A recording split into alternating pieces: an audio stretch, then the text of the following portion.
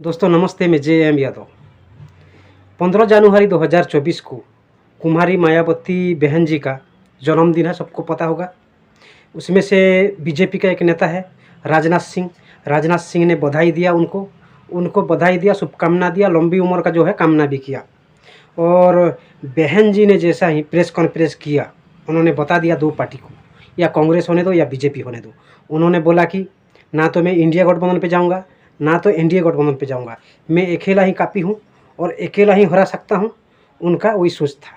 लेकिन बात ये नहीं है, बीजेपी का साथ उनका जो तालमेल था पहले भी बहुत अच्छा था। आपको पता होगा, बीजेपी का समर्थन से दो बार उन्होंने मुख्यमंत्री पद पे बिठाया बीजेपी ने, सबको पता है। लेकिन मायावती अगर इंडिया गठबंधन पे नहीं जाएगा तो फ़ायदा किसको होने वाला है?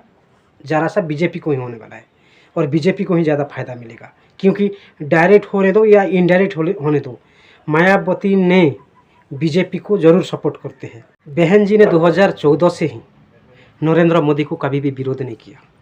क्योंकि विरोध नहीं किया, उनको पता है कि नरेंद्र मोदी जिस सिस्टम से काम कर रहा है वहाँ पर, और जिस प्रकार से उन्होंने जो ब्राह्मणवाद को ख़त्म कर दिया है नरेंद्र मोदी ने, और जो बाबा साहब का जो सोच था वही सोच को पूरा कर रहा है। इसीलिए बहन जी ने कभी भी नरेंद्र मोदी का विरोध खुल के नहीं किया है। आप समझ सकते हो कि नरेंद्र मोदी एक ओबीसी जात में आते हैं और एक बहुजन है, और जहाँ पर जो बीजेपी को ब्राह्मणवादी पार्टी माना जाता है, आज ब्राह्मण ही नहीं है वहाँ पर पार्टी में, ना के बराबर है। और नरेंद्र मोदी का जो सोच है वो काम करते जा रहा है। आपको पता होगा, महाराष्ट्र में एक दलित को मुख्यमंत्री बना दिया, मध्य प्रदेश में एक ओबीसी को मुख्यमंत्री बनाया, छत्तीसगढ़ में एक आदिवासी को मुख्यमंत्री बनाया। आपको पता होगा कि एक बार रामनाथ कोविंद को उन्होंने बना चुके हैं ये राष्ट्रपति, जो दलित वर्ग से आते हैं।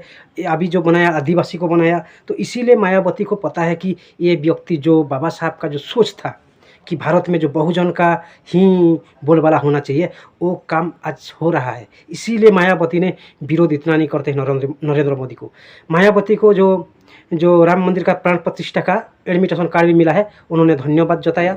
उन्होंने जो प्रेस कॉन्फ्रेंस पे बताया, भले सांप्रदायिक पार्टी बताते हैं बीजेपी को, लेकिन उनका जो मन का अंदर पे है ना, इतना विरोध नहीं है। आपको पता होगा, उन्होंने बीजेपी भी उनके लिए बहुत कुछ काम किया है।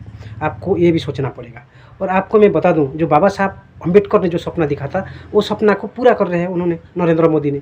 और नरेंद्र मोदी जो एक भारत श्रेष्ठ भारत, एक विधान एक संविधान, ऐसा जो अभी जो अमेंडमेंट जो बिल लेके आए, आपको पता होगा कि सिटीजनशिप अमेंडमेंट बिल, जो उधर का जो दलित आते हैं पाकिस्तान से इधर भाग के, तो उनको जो कुछ इधर नागरिकता मिल जाता है। तो जो बाबा साहब ने जो सपना देखा था, वो सपना को भली भांति नरेंद्र मोदी ने ख़त्म करते जा रहे हैं, और वो सपना को पूरा कर रहे हैं उन्होंने। तो इसीलिए मायावती ने उनको विरोध इतना नहीं किया। और उनका जो काम है, वो जो ब्राह्मणवादी बोला जाता था, वो वाला काम आज नहीं है बीजेपी में। आज हर जगह पे ओबीसी, एसटी, एससी को जगह मिल रहा है वहाँ पर बीजेपी में, और बीजेपी में ऐसा ही अभी चल रहा है। तो इसीलिए मायावती विरोध नहीं करता। और मायावती का सोच पे यही है कि बीजेपी को मतलब उन्होंने फ्री हैंडल छोड़ दिया है कि बीजेपी अगर जीतेगा भी हमारे लिए कोई टेंशन नहीं है। जो काम में करने वाला था वो योगी आदित्यनाथ कर रहा है आज, तो इसीलिए उन्होंने क्यों विरोध करेगा। तो इसीलिए उनका जो तालमेल भी पहले था, बीजेपी ने किस प्रकार से उनको आगे बढ़ाया था आपको पता होगा। कांग्रेस ने कभी भी मायावती को आगे बढ़ने का मौका ही नहीं दिया। ये बात भी समझ लो आप ठीक से। मेरा वीडियो आपको अच्छा लगता है तो लाइक सब्सक्राइब जरूर कीजिएगा। जय श्री राम।